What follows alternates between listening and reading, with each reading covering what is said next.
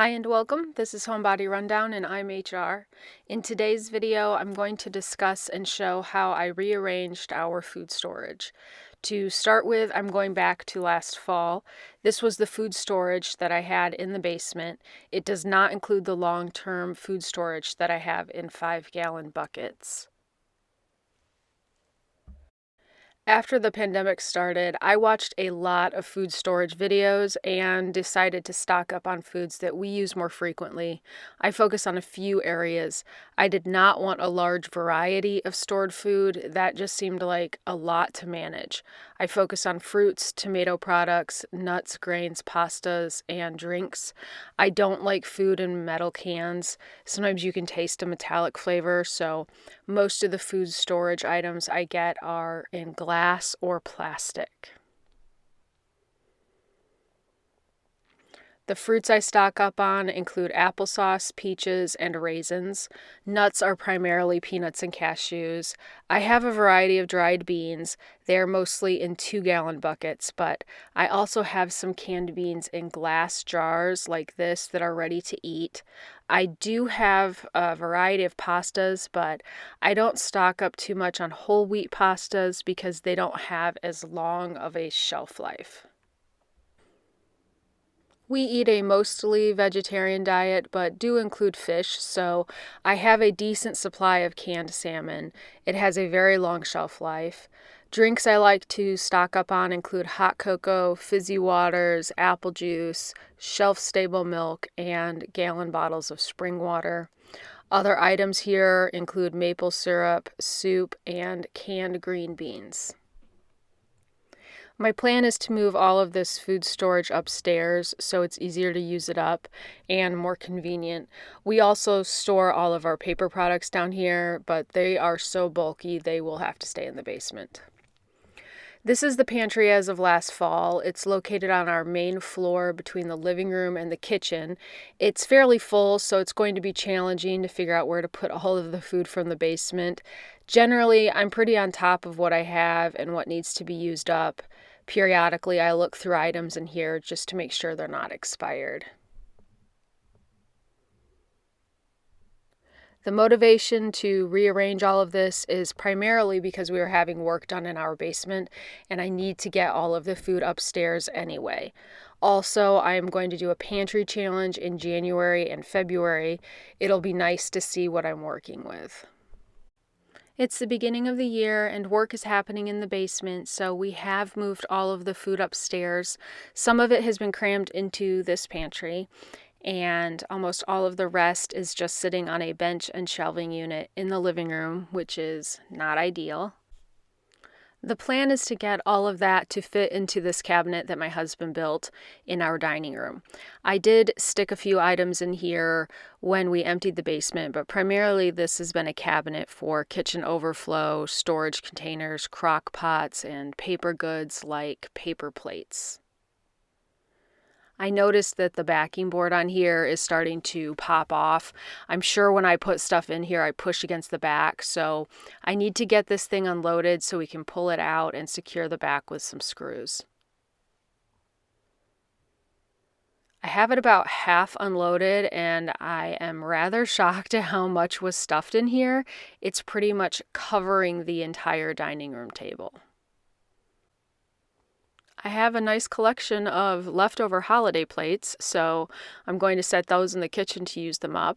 Also a lot of trays. These are odd sizes, so they are kind of difficult to store. A lot of paper products that we only use when we have a bunch of people over or we're on vacation. I'm planning to move all but one of the crock pots to the basement because I do not use them very often, and I'd rather have the food up here. There's several other little things that could also go to the basement that we just don't use frequently, including this silverware. I bought new silverware last year, but saved our old stuff for the kids to use when they get an apartment. While I'm at it, I'm going to sort through the bottom of this buffet. This is stuff that we do not use very frequently, including some china, old plastic storage containers, lunch bags, tablecloths, silicone ice trays, just a bunch of random stuff. For the most part, I am not going to go through these drawers right now. This one has a lot of extra silverware and utensils, but there are things like these bag clips that I should just get rid of because they don't work. They're not strong enough to really hold anything shut, but instead of throwing them away, I just put them in a drawer.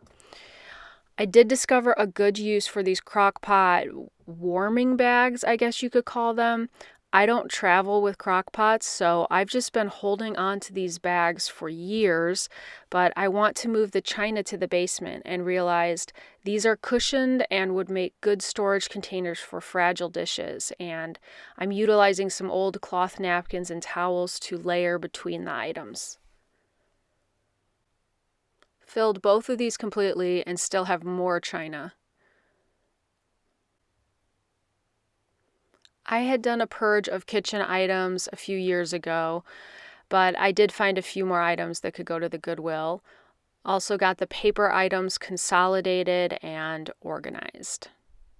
It's also looking a lot more spacious in the buffet. The cabinet is emptied and the back is secured now. Was able to fit a lot of the food from the basement into this cabinet. The top shelf is all paper products and disposable silverware.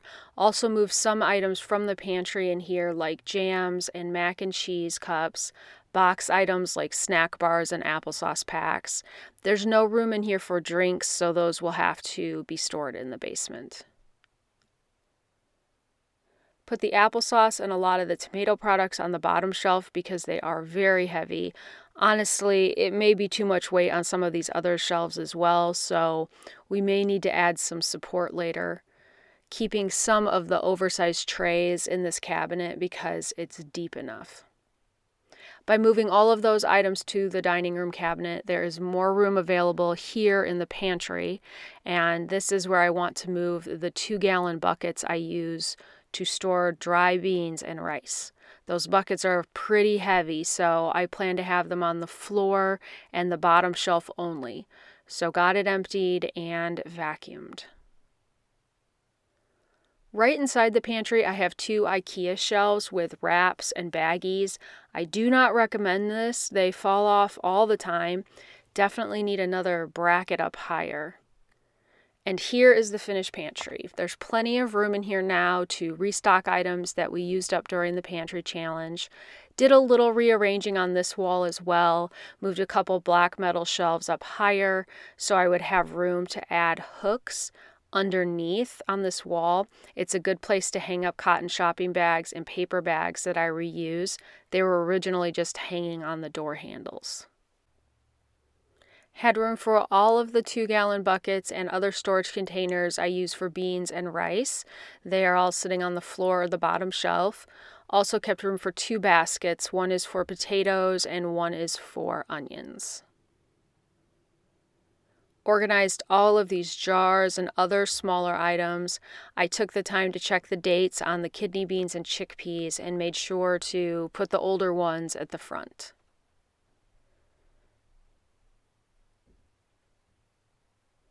All the cups of soup and easy-to-make bags of food are consolidated on this shelf. These large glass jars are for dried goods like cornmeal and rice. Several of them are empty. Same goes for these half-gallon glass jars that I keep a lot of dried beans and legumes in.